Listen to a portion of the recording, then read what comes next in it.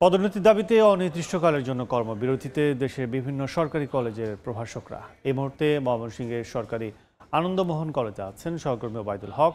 সরাসরি যাচ্ছি তার কাছে।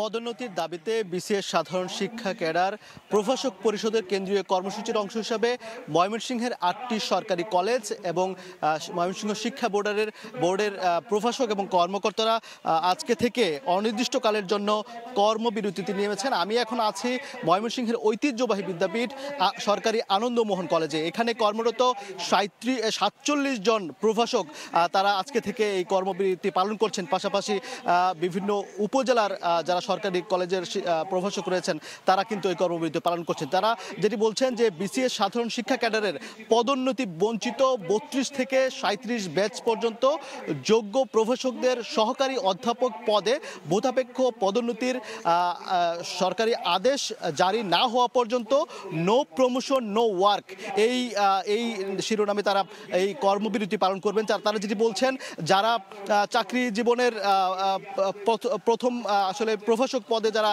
চাকরি জীবন শুরু করেছিলেন সেই 32তম ব্যাচ থেকে 37তম ব্যাচ এখনো পর্যন্ত তাদের যে পদোন্নতি সহকারী অধ্যাপক পদে সেটি তারা এখনো পর্যন্ত পাননি।